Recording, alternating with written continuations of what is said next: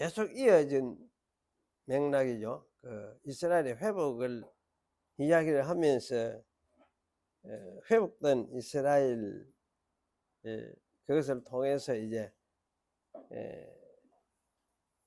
하나님이 열방 나라에, 열방 민족들에게도 전파가 된다. 뭐 그런 게 핵심이라 할 수 있는데요. 그래, 열방은 네 빛으로, 열방은 비치는데 네 광명으로 나오리라, 이런 이야기를 하죠. 이런 나라 빛을 발하라. 이 말은 이스라엘, 회복된 그 이스라엘에게 하나님의 빛이 이르는 거죠. 하나님이 이르는 거예요.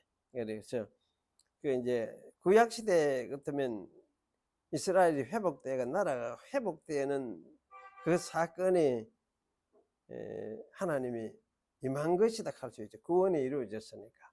그런 관점에서 이제 참 돌아온 이스라엘 백성들 나라 회복을 통해서 구약의 이스라엘 백성, 구약 시대 그 열방 여러 나라들에도 이스라엘에 진짜 하나님이 계시네, 이거를 이제 백성들이 보고 깨닫고, 그래서 우리도 이제 그런 하나님을 믿고 따라야 되겠구나. 그 하나님, 이스라엘 하나님을 우리가 섬겨야 되겠구나. 이렇게 해서 이제 이스라엘 하나님을 섬기러 온 세계에서, 사방에서 사람들이 이제 오게 되는 그런 걸 이제 이야기를 해요. 그래서 이래서 사실 이게 이렇게 시작된 이 일이 어디 이제 연결이 되느냐?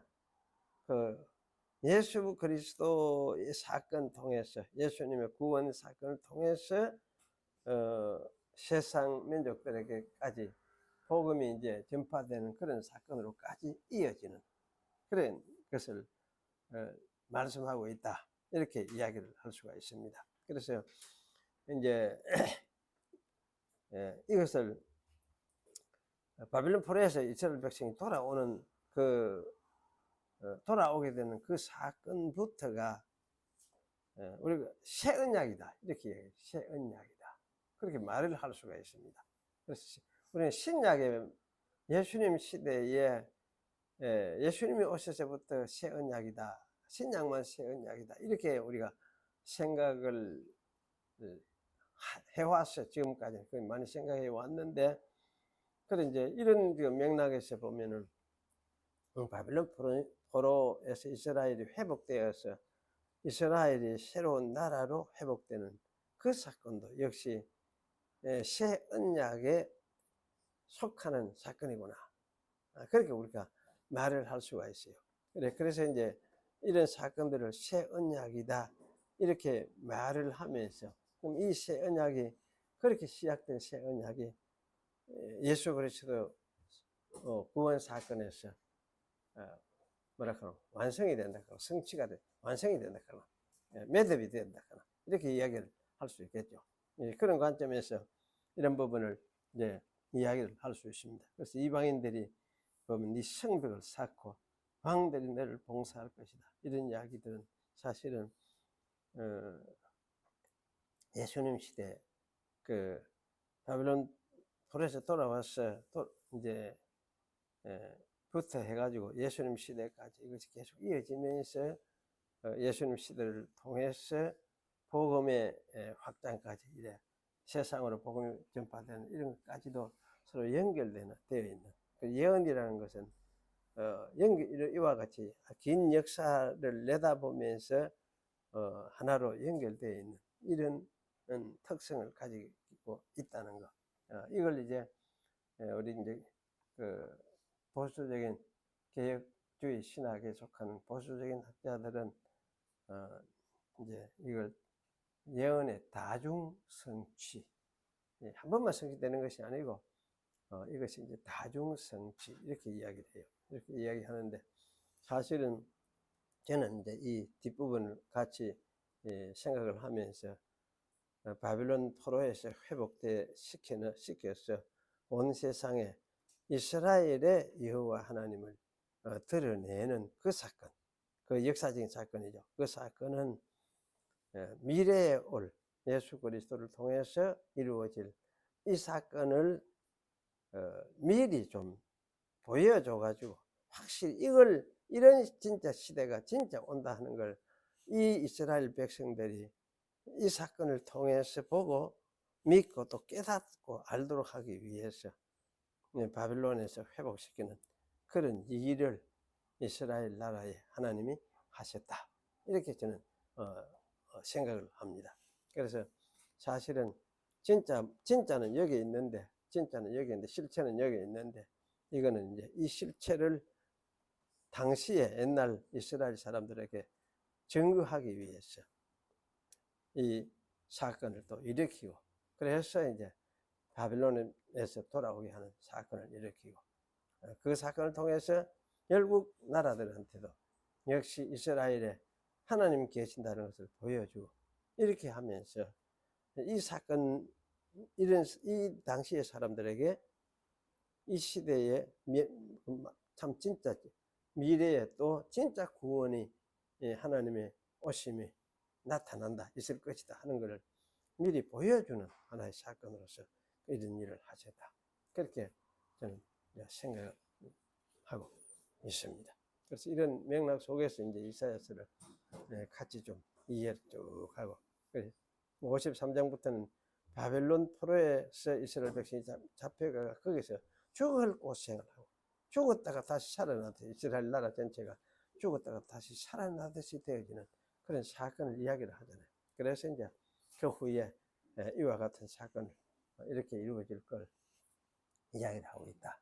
이렇게 여러분이 이해를 하시는 것이 아주 중요하다, 그런 생각이 들었습니다. 그래서 그 새 언약 하는 이거를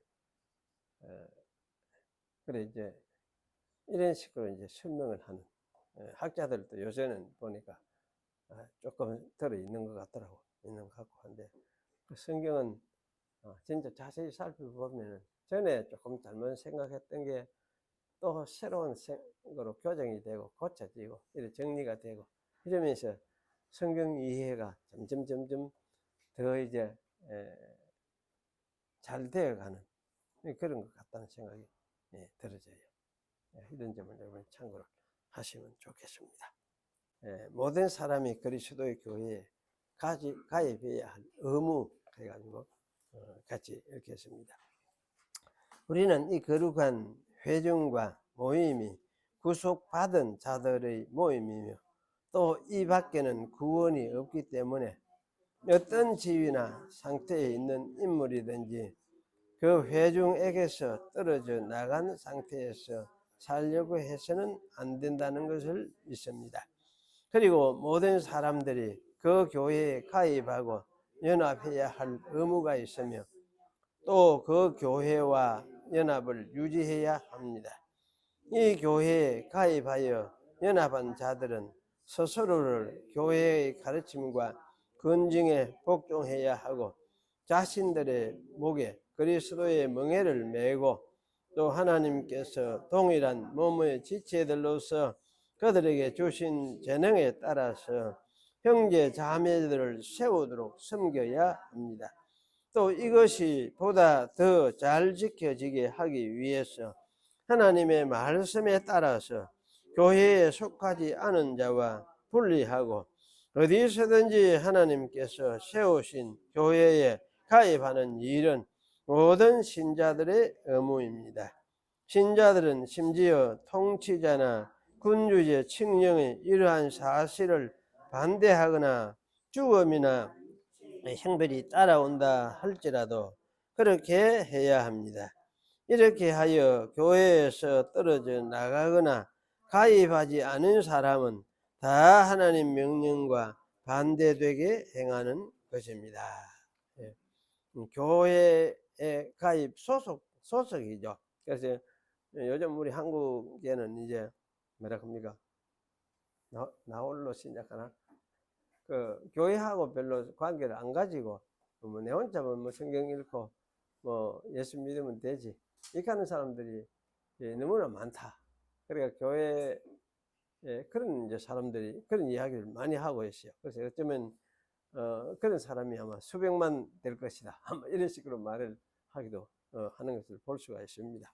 그러니 사실이 그 교회라는 공동체가 그게 사실 대부분은 목사의 책임이라 할 수 있는데 그냥 잘못하다 보니까 잘못한 점이 많다 보니까 이제 그렇게 되는 그 경우도 우리가 있다는 걸 우리가 인정할 수밖에 없는데 하지만은 이제 하여튼 예수 믿는 신자라고 하면은 또 교회에 소속이 돼야 돼요. 교회에 소속돼 가지고 함께 어떻게나 가야 되는 그 하나님 나라 백성으로 함께 가고 함께 배우고 함께 듣고 이렇게 하면서 어떤 교회 문제를 해결하고 하는데도 함께 교회 소속해 가지고 그 속에서 이렇게 그 해결하고 이렇게 해가야 돼요. 해야 되는데 지금 사실은 이제 개별적으로 이렇게 하려고 하는 그러고 뭐 NT하고 이런 식의 그게 되면은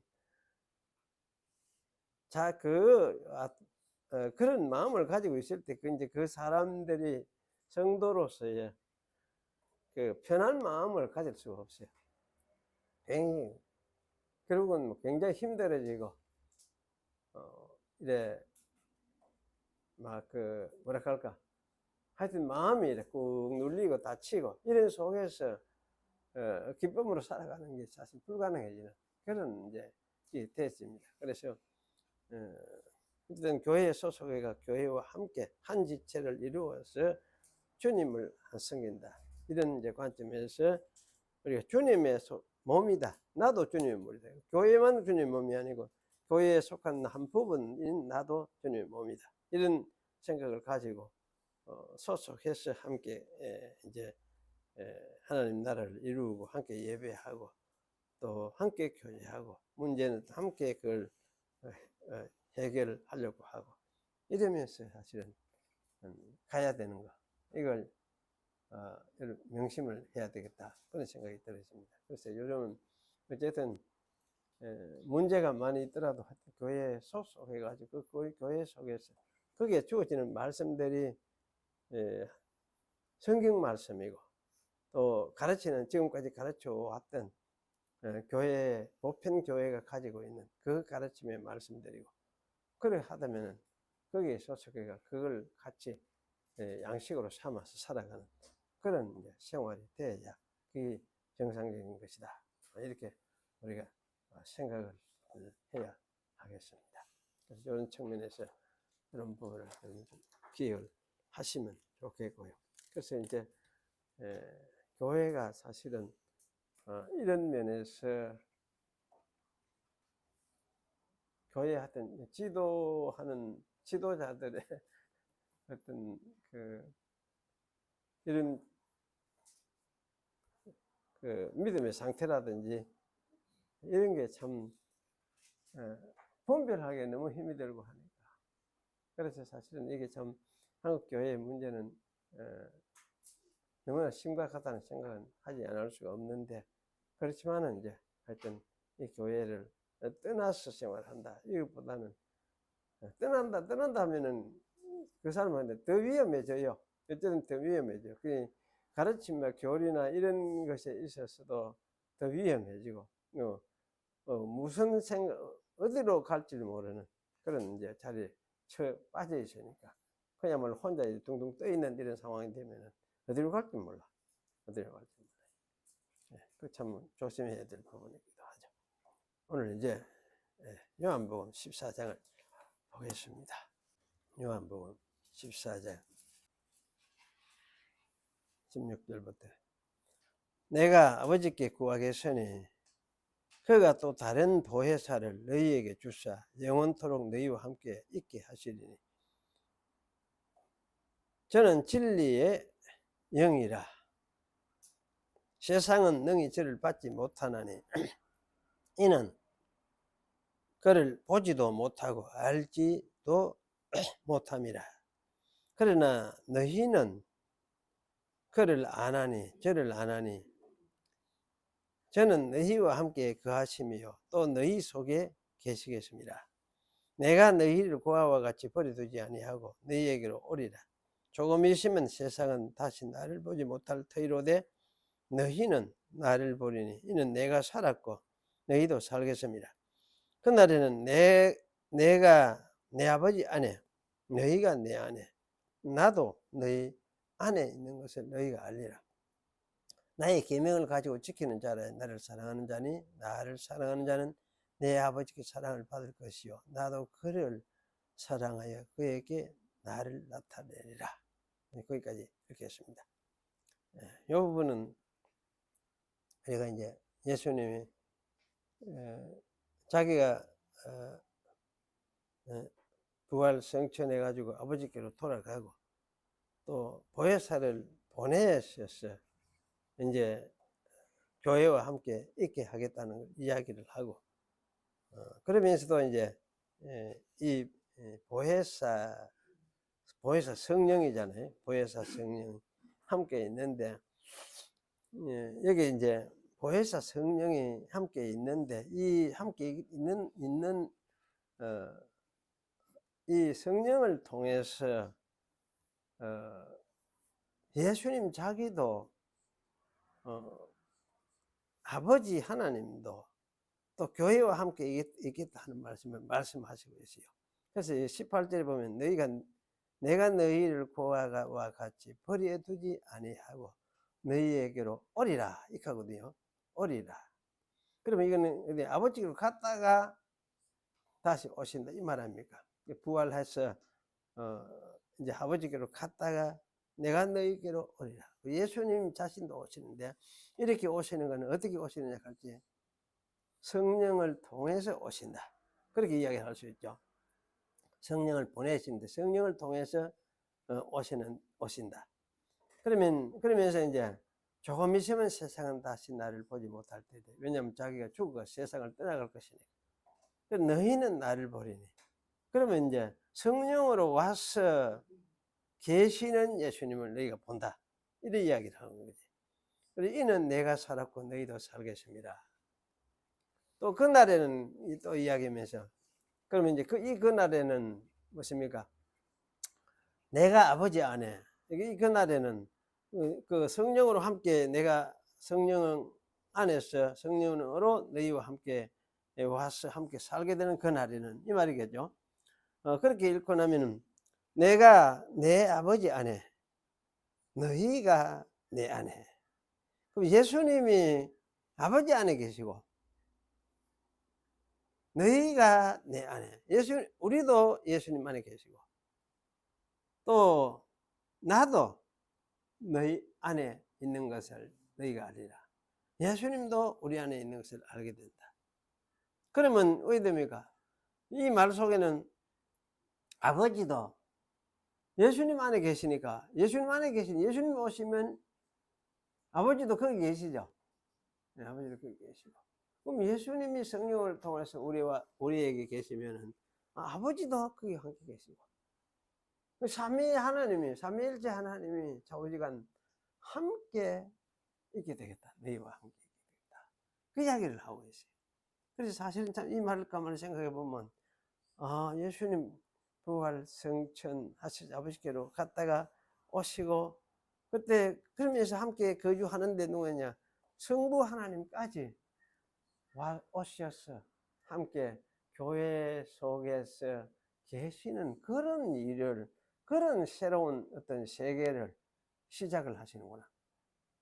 그런 세계를 여시는구나. 이것이 예수님 부활 성천하여 성령을 보내시고 성령으로 또 예수님도 오시고 또 예수님 안에 계시던 아버지도 함께 와 계시고 이렇게 되는 이런 시대를 여시는구나.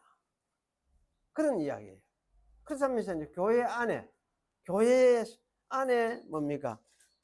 그 삼위일체 하나님 계시는 거죠. 삼위일체 하나님 계시고 교회도 이 삼위일체 하나님 안에 들어있는 것이고 이게 사실은 새로운 세상 이걸 뭐라 합니까? 천국이다. 이렇게 이야기를 할 수 있어요. 그러면 이런 세상을 새롭게 시작하고 이런 것에 대해서 말해주는 것이 거기 아마 제가 생각하는 그래 생각해요. 그 요한계시록에 나오는 하늘이 열리고, 하늘에 이제 요한복음 4장 1절에 보면 그런 말이 있잖아요.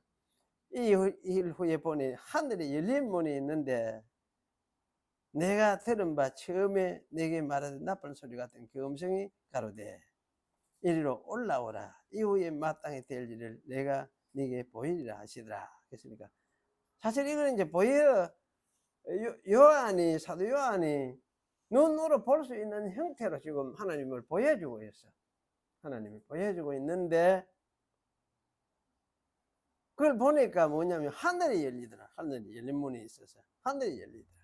하늘이 열렸다는 말은 하늘 누구든지 이제 들어올 수 있도록 문을 열었다 이 말 아닙니까? 그런데 이거를 그럼 누가 열었습니까? 사실은 예수님이 열었죠. 예수님이 내가 길이요 진리요 생명이고 아버지께로 가는 내가 길이다 이렇게 이야기를 했으니까 예수님이 이걸 사실은 열었어요. 열어놨어요. 이래 열고부터 뭡니까? 그러면 성도가, 예수님을 믿는 성도가 하늘로 이제 들어갈 수 있죠. 들어가게 되죠. 그래서 여기 이제 이리 올라오라 이렇게 하니까 먼저 올라간 사람 이게 누굽니까? 사도 요한이 지금 올라가서 그 이제 광경을 보는 거죠. 그런데 사실은 여기 이제 이 사도 요한만 간 것이 아니고 뒤에 보면은 성도들, 천사들, 24장로들 이런 사람들이 모두 이제 이 세계에 함께 참여하고 있습니다. 그래서 5장에 보면은 이제 그런 이야기가 나와요. 5장에 보면은 하나님 앞에 그 이제 어떤 그 모습들을 쭉 이야기하면서 5장 계시록 5장에 보면은 11절에 보면 그런 이야기죠. 내가 또 보고 들으매 보좌와 생물들과 장로들을 둘러선 많은 천사의 음성이 있으니 그 수가 만만이요 천천이라. 큰 음성으로 가로되 죽임을 당하신 어린 양이 능력과 부와 지혜와 힘과 존귀와 영광과 찬송을 받으시기 합당하도다. 이러면서 내가 또 들으니 하늘 위에와 땅 위에와 땅 아래 바다 위에와 또 그 가운데 만물이 모든 만물이 가로되 보좌에 앉으신 이와 어린 양에게 찬송과 존귀와 영광과 능력을 세세에 돌릴지어다 하니 이 생물이 가로되 아멘하고 장로들은 엎드려 경배하더라. 그래놓고 5장 8절에 보면 이제 그 앞에서 또 기도하는 성도들이 기도하는 내용이 있고, 그래서 사실은 이거 이제 새로운 세계에서 이거는 천사들과 더불어 하나님 이 천국 하늘 문을 열고 하늘에 들어온 하늘 세계에 들어온 성도들이 하나님 앞에서 예배하면서 그게 또 탄원하고 기도도 하고 하면서 하나님을 찬양하고 구속하신 예수 그리스도를 찬양하고 하는 이런 모습들을 여기 보여주고 있어요. 그래서 이런 이제 형상들, 이런 것이 무엇이냐, 이런 것에 대해서 미리 말씀하신 것이 무엇이냐, 오늘 요한복음 14장의 이야기다 그렇게 생각이 돼요. 그래서 이때는 이건 이제 아버지 안에, 너희가 내 안에, 내가 너희 안에, 나도 너희 안에, 이런 그 새로운 세계 연합된 하나님과 피조 세계가 연합되어서 함께 살아가는 새로운 어떤 세계 공동체, 이런 세계를 이야기 보여주고 있는 것이 요한복음의 14장의 내용이고, 또 그 계시록에서는 그것을 눈으로 볼 수 있는 시각적인 형태로 사도 요한에게 보여주었다, 이렇게 생각을 할 수 있을 것 같아요. 그래서 사실은 이제 이렇게 보면 이 하늘이라는 개념은 우리가 말하는 이제 공간적인 그런 개념이 아니고 뭐랄까 새로운 어떤 차원이 다르다 할까, 새로운 세계 차원이 다른, 함께 있어도 차원이 다르다 할 때는 주로 모르잖아.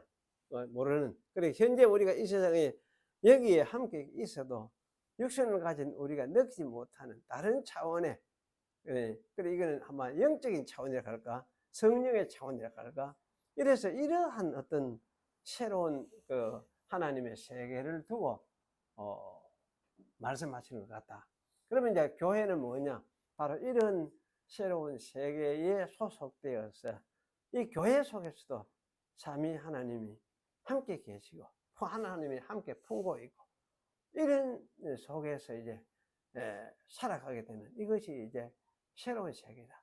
교회는 여기에 속해 있다. 여기에 소속되어 있다. 교회는 여기서.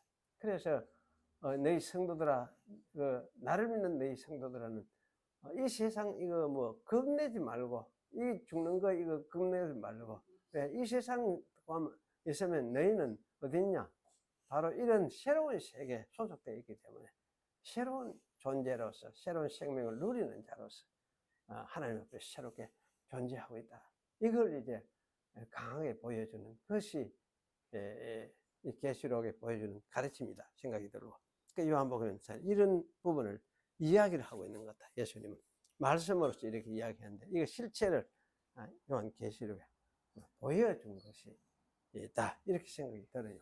그래서 사실 삼위일체 하나님은 이런 식으로 이제 우리를 삼위일체 속에 자기를 믿는 인간들을 받아들여서 새로운 세계에 함께 살도록 해주신 이것이 삼위일체 하나님의 사역이다. 이렇게 우리가 일단 이야기를 하면 할 수 있겠습니다. 그래서 오늘은 이제 이런 관점에서 여러분이 삼위일체를 좀 생각을 해보시면 좋겠어요. 그리고 이 하늘 세계를 일단 생각을 해보시고, 그래서 이렇게 생각하면서 이제 오늘 이게 제가 드린 이 유인물에는 몇 가지 이제 정리 삼아 그동안에 삼위일체 가지고 설명을 했습니다. 제가 여기 오늘 이야기하는 이거는 그동안에 설교해 오고 강의하면서 다 이야기 다 한 거예요. 한 게인데도 그래도 좀 분명하게 좀 이렇게 정리를 좀 해야겠다 그런 생각이 들어가지고 오늘 또 정리를 하는 그런 시간으로서 그런 제시를 하고 간단하게 말씀을 드려야겠다 그런 생각이 들어졌습니다. 그럼 뭐 첫 번째 이거는 여러분 같이 좀 읽어봤으면 좋겠는데요. 삼위일체를 한마디로 무엇이라고 말할 수 있겠습니까? 답에 대해서 한번 같이 읽어봅시다. 나는 삼위일체를 삼위로 구별이 되지만 떼어 놓을 수 없는 한 분의 신이라고 대답하겠습니다. 또 구별되는 삼위, 나뉠 수 없는 일체라고도 말할 수도 있겠습니다.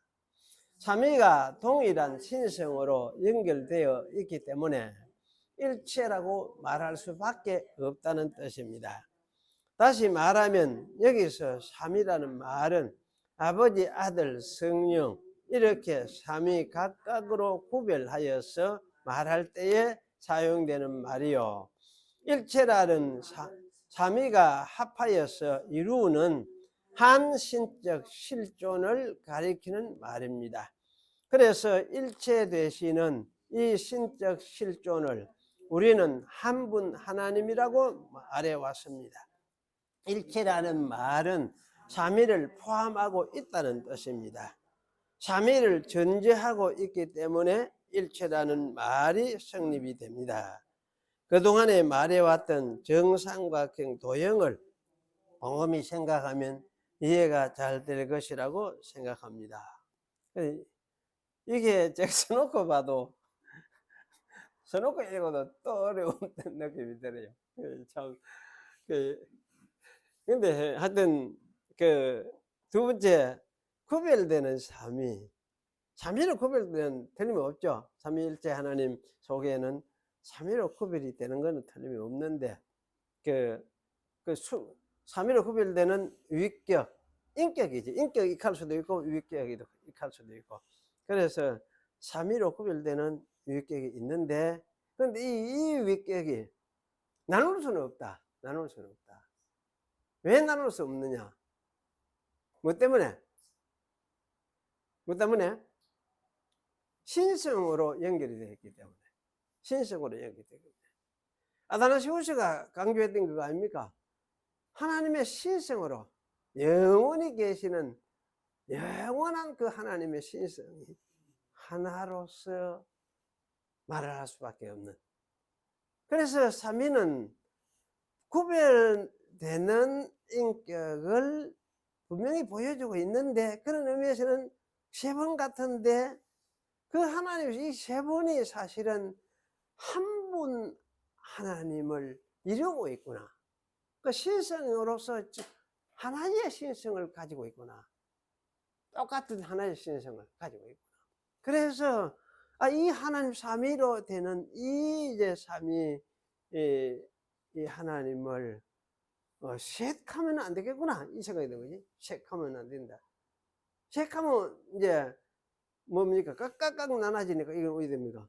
이걸 삼신론이니까 그래. 삼신론. 셋해 가도 안 되겠고, 이 세 분이 신성으로, 한 신성으로 연결되어 있으니까.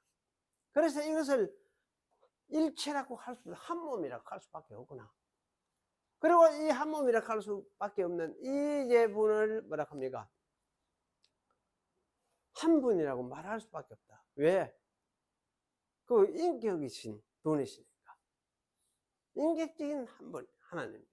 그래서 이제 하나님은 한 분이시라고 말할 수밖에 없구나. 그래서 뭡니까? 삼위일체, 이렇게 말을 하게 되셨다. 그런 의미죠. 그래서 첫 번째로 이야기하는 바는 여기입니다. 그래서 기억을 할 거는 구별되는 삼위. 인격적으로 구별이 되지만은 이 삼위를 짜게 대시 이렇게 나눠가지고 나눌 수는 없다. 나눌 수는 없다. 그래서 나눌 수 없는 일체가 이루고 있다. 이게 삼위일체, 삼위일체.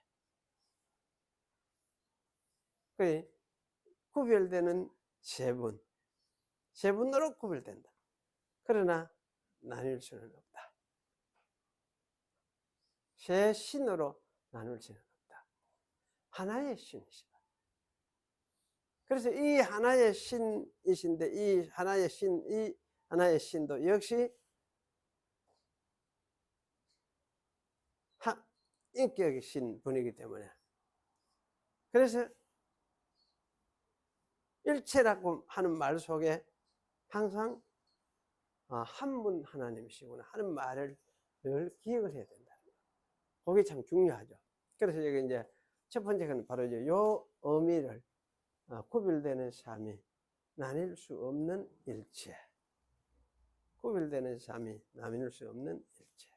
요 말을 여러분 잘 좀 꼬집어보는 게 중요하겠습니다. 그래 하다 보면은 삼위일체 결국 그렇구나, 이해가 되어져요.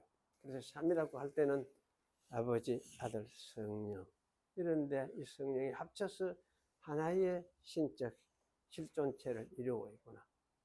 그래서 이 전체를 합쳐서 한 하나님이라고 말하는구나. 그러면 한 하나님, 이 전체도 한 분 하나님이라고 해야 되는구나.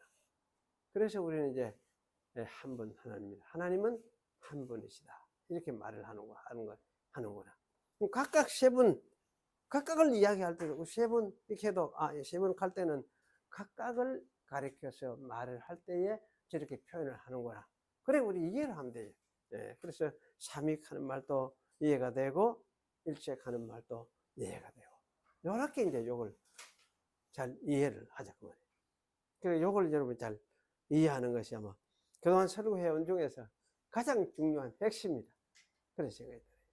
그렇게 생각하면 이제 뭐 나머지 거는 큰 생각할 게 또 없다 싶어요. 그래서 사실 이제 이렇게 이야기하면은 사람들, 어떤 사람은 그 두 번째 거는 이렇게 이야기할 수 있죠. 그거 어째 그런 수가 있나? 이런 이제 이야기를 할 수 있죠. 그래, 마치 그래도 한 하나님 켜놓고, 한 분 하나님 켜놓고, 거기에 셋을 이야기를 하면은, 그거 아무래도 좀 이상하지 않느냐? 아무래도 이상하지 않느냐? 우리가 그거는 아무래도 좀 괴이하고 괴상하지 않느냐? 괴물같이 이렇게 생각되지 않느냐는 식으로 이제 비방하듯이 이야기를 할 수도 있고, 또 그거 참 이상하다, 그런 이제 생각을 가질 경우가 있는데, 사실은 이제 우리가 이제 이건 좀 뒤집어 볼 필요가 있어요. 뒤집어 생각을 해볼 필요가 있는데, 그거는 말할 것도 어떻게 뒤집어 생각해 볼 수 있느냐 하면 우리하고 하나님이 하고 존재하시는 형태가 다르기 때문에 존재하는 형태가 다르기 때문에 우리는 육신하고 영혼하고 합쳐가지고 사람을 이루고 있어요. 그 사람도 육신하고 영혼하고 어떻게 구분되는지 명확하게 구분을 못 하거든. 우리 사람이 그렇거든. 명확하게 구분을 못 해요. 어디까지 영혼이고 어디까지 육신이고 구분을 못 해. 이게 좌우지간 하나로서 연합되어 있어. 하나로서 연합되어 있어. 사람도. 그런데 이제 우리가 이렇게 살아가는 우리 인간들인데 우리가 사실은 영혼과 육신 가운데서 함께 살아가는 이런 거는 그러면 한 육신에 한 영혼을 가지고 살아가요.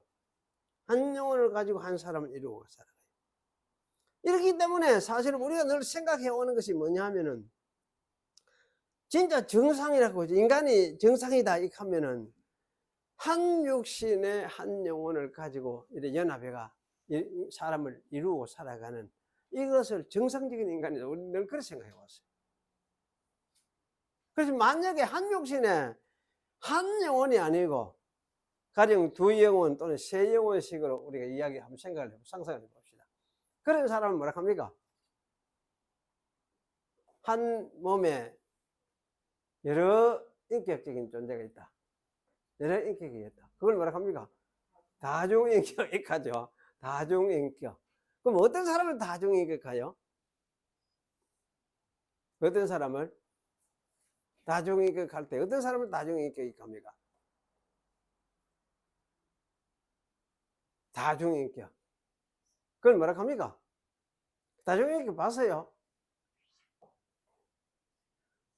봤습니까? 가끔 그런 거 보잖아요. 가끔 있잖아요. 그 미치게 귀신 들린 사람. 그거들 자기 있어요. 있는데 완전히 돌아보는 사람은 좀 이상한데 좀 완전히 돌아보지도 않고 자기 적당히 자기 인격도 좀 그냥 있고 그런데 그 속에 귀신이 들어와 가지고 있는 사람이 있어. 그런 사람 보면은 자기 인격도 있으면서 또 뭡니까? 귀신이 있어요. 귀신도 역사하고. 그럼 귀신이 붙잡히가 할 때는 진짜 귀신이 들어가지고 헛소리를 해사고 무슨 소리 해사고 막 지게 있었거든. 그런데 야! 이거 뭐 막 깜짝 놀라면서 다시 정신 차리가 또 돌아올 때 그럴 때는 뭐 정상적인 사람처럼 또 이야기를 하고 이러한지 다중인격. 그런데 참 이런 귀신이 옛날에는 내가 어릴 때는 그런 사람이 있어요. 한 군대가 들어와 있어요. 성경에도 나오잖아요. 군대 귀신 들어와서 군대가 들어와서 활동했던 그런 경우도 있어요. 있는데 이런 이제 이 다중인격을 가졌다. 다중인격이 아니고 사실은 이거는 귀신이 들어서 사실 이래 되는 것인데 이런 사람을 우리 사람은 전부 다 뭐라 합니까? 이거는 비정상이다. 비정상이다 생각해요. 그래서 만약에 그런데 이제 하나님이 우리가 이거는 이제 비정상이다 이렇게 생각하는 것이 뭐냐면 우리 위주의 우리 중심의 사고방식이지. 왜 이런 일이 일어났냐 할 때, 사람에게는 이런 일이 일어났냐 할 때야, 사람은 사실은 좀 불안전하니까. 귀신 아닌 정신 분열적인 그런 측면에서 이 다중인격적인 성격을 나타내는 하지만은 그런 경우도 있겠죠. 근데 그런 경우 있어도 사람은 이렇게 다중인격적인 이런 인격체로서 한 몸에 함께 살 수가 없어. 왜냐하면 이렇게 되면은 이 사람은 서로 인격이 달라서 서로 띠죽박죽 하면서 그 속에서 엉망진창이 가기 때문에 인간은 그렇게 돼요. 왜냐하면 왜 그러냐? 왜 그렇게 되느냐? 그 인간의 인격이라는 거, 그리고 인간의 어떤 영적인 어떤 측면 이 부분이 완전하지 않기 때문에 죄에 물들어 있어서 각각 뒤죽박죽하니까 각각 서로 싸우는 거지. 뒤죽박죽해서. 그런데 가령 이거하고는 달리 완전하신 하나님, 완전하신 하나님. 세 분이 있지만은 한 신적 실존을 이루면서도 세 분이 있지만은 이 세 분이 완전하게 서로서로 사랑하고, 그걸 미워하는 게 아니거든. 사람 미워하지만 서로서로 사랑하고 서로서로 이렇게 존경하고 서로 교류하고, 자유로우신, 완전한 자유로우신 신이시지만은, 신들이시지만은 서로서로 한 마음 한뜻 하듯이 하나가 돼 가지고 이렇게 교통하면서 영원히 존재하시는 그런 하나님이시다고 말한다면, 이것이 뭡니까? 이런 존재를, 이게 이제 하나님의 존재다, 이걸. 하나님의 존재, 실존 방식이다. 하나님의 존재, 하나님의 실존 방식이다, 이렇게 말한다면은 이것에 대해서 우리가 뭐라 하겠습니까? 너 잘못, 하나님 그 잘못, 이상해요. 우리 이해 못 하겠어요. 응급하든지 또는 하나님 뭐 그래요 이렇게 하고, 뭐 그래 뭐 생겼어요 이렇게 하고 변화를 하든지 이렇게 할 수가 있느냐? 그래 할 수 있겠습니까? 우리가 그렇게 말을 할 수 있겠느냐? 우리가 그게 잘못됐다는 근거를 우리는 가지고 있지 않죠. 사람이 그렇게 판단하는 건 우리의 판단일 뿐이지. 더 나아가서 우리 한번 생각해 봅시다. 그 삼위일체식으로 계시는 이제 하나님의 존재가 우리 인간들의 존재 형태보다도 더 아름답고 더 선하고 더 완전하고 더 멋진 존재다, 이런 생각을 할 수 있겠어요? 그게 잘 안 되죠. 우리는 우리식으로, 우리 사람이 왜 이렇게 우리식으로 우리가 존재하는 이것을 우리 최고로 어떤 기준으로 삼아 생각을 해요. 그런데 성경은 사실은 그것보다는 삼위일체 하나님 중심으로 기준을 삼아서 하면 삼위일체 하나님의 그 존재 양식, 그것이 더 선한 것이다.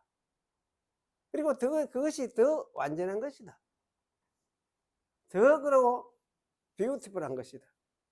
아름다운 것이다. 그렇게 생각할 수 있겠죠? 어떻습니까?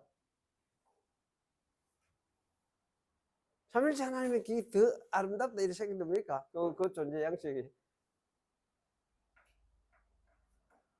어떻습니까? 그래, 생각이 느끼면 안 되죠. 그럼 인정하기 힘들지. 그런데 인정해 줘야 돼요.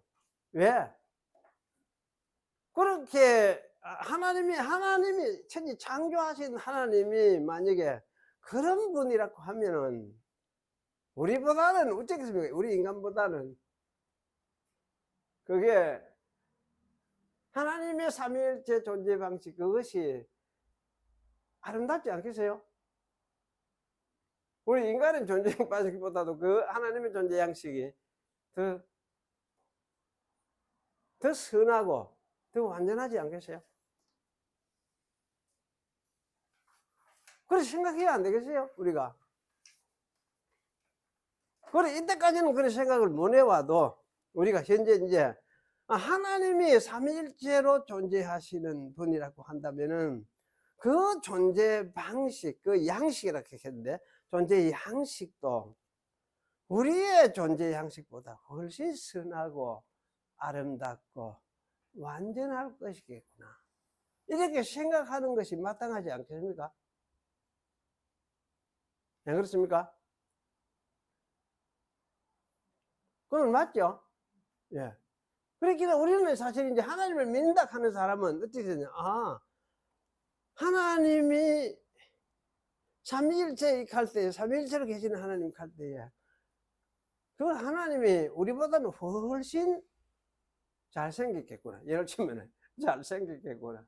훨씬 미남이겠구나. 또는 민녀겠구나. 어쨌든 하나님에게 미남민녀 할 수는 없지. 근데 영이신 분이니까. 남자, 여자 구분이 없잖아. 남성, 여성, 사람에게만 있는 것이니까.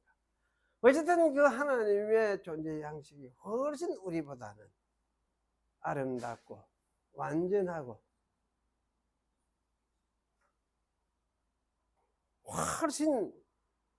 훨씬 훌륭한 그런 존재 양식이겠구나. 이거 우리가 인정을 해야 되는 거지. 이걸 사실 인정해야 돼. 그래야 이제 우리도 그 속에 이제 들어가게 되거든. 그 속에서 살게 되어지는데, 이거 사실 인정하는 이것이 뭐냐. 우리 사고방식, 우리 기준으로서 고집하고 하든, 우리 사고방식 하든, 우리 중심의 이 생각을 우리가 어찌 됐냐. 하나님 중심의 생각으로 바꿔야 될 필요가 있어요. 우리 고집하든 우리 고집을 좀 포기를 하고 하나님 중심의 사고에 굴복하는 마음을 가질 필요가 있어요. 그래서 옛날에 어떤 사람이 그렇게 했죠. 이 삼위일체 하나님을 머리 셋 달린 괴물 이렇게 이야기를 했잖아. 근데 머리 셋 달린 괴물은 아니잖아. 그런 괴물도 아닌데 셋이 하나의 존재 양식을 이룬다. 합쳐서 하나의 존재 양식을 이루고 있다. 그러면 이거는 우리가 참 잘 이해하기 어렵지만은, 이거는 우리의 존재 양식보다도 훨씬 더 월등하고 위대하고 아름다운 존재 양식이겠구나. 그렇게 우리가 말을 하는 것이 옳아요. 왜 그러냐면 그분이 창조주 하나님이십니다. 우리는 피조물이고, 뭐 창조주 하나님이 우리보다 못하겠어요? 그런 생각이 없잖아요. 그렇죠? 우리보다는 훨씬 완전하고 훨씬 선할 거예요. 창조주 하나님. 그렇게 우리가 생각을 하면은, 하나님의 존재 양식, 삼위일체의 이 존재 양식은 우리의 존재 양식보다 훨씬 위대하겠구나. 그리고 훨씬 훌륭하겠구나. 이걸 우리가 이제 인정을 해야 돼요. 인정을 하고, 그러면 맞습니다. 당신의 존재 양식을 우리가 완전히 이해하기 어렵지만은, 그러나 당신의 존재하시는 존재 양식은 우리보다도 훨씬 위대하신 참 놀라우신 어떤 존재 양식임을 우리가 고백할 수밖에 없습니다. 이렇게 우리가 인정을 해야 돼요. 이런 고백하는 마음을 가져야 돼요. 그래서 사실은 이제 삼위일체 하나님을 믿는다 이할 때는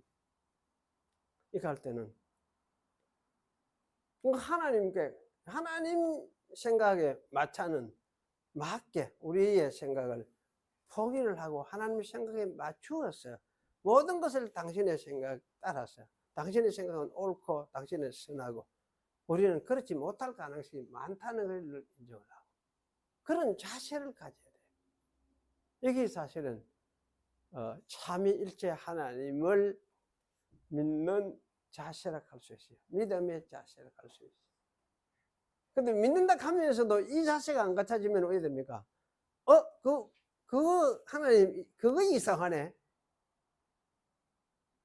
내 생각에 그거는 이상하네. 이해 못 하겠는데?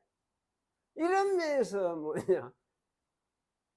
거절하게 되고, 그렇게 돼요. 우리 이성의 기준이 아니에요. 우리 기준이라는 거는, 믿는다 하는 건 우리 이성의 기준이 아니고, 삼위일체 하나님이 기준이고, 존재 양식도 하나님이 기준이고, 그 하나님이 그러신 분이라고 한다면 그에 대해서 우리는 인정하고 따라가야 되겠다는 그런 마음 자세를 가지는 것. 이것이 믿는 마음의 자세다. 이렇게 이야기를 할 수가 있어요. 그리고 이제 이런 하나님을 우리가 창조주라 이렇게 하죠. 창조주 이렇게 하는 거. 창조주의 다른 점이 무엇입니까? 피조물하고 다른 점이. 창조주는 피조물하고 다른 점이. 피조물하고 다른 점은 창조주는 피조물하고 전혀 다른 성격을 가진 거예요. 전혀 다른 성격을 가지고 있어요. 그래서 이 창조주는 이 피조물에 속하지 않아. 그래 철학에서 말했던 그러한 어떤 것이든지, 뭐 옛날 영지주의든지 불교식의 어떤 생각을 한다고 해도 그거는 뭡니까? 그 피조물은 그 창조주는 이 어떤 피조물, 나타난 피조물 세계에 속해 있어. 그래서 막, 왜냐면 이거는 어디서 밀려내가 나오던 것이라면, 밀리 나온 것이 물질이면, 그것도 원래도 물질이지. 안 그래요? 그렇게 될 수밖에 없어. 밀리 나온 것이 사람이면 원래도 사람이다. 이 하듯이 밀리 나온 것이 뭡니까?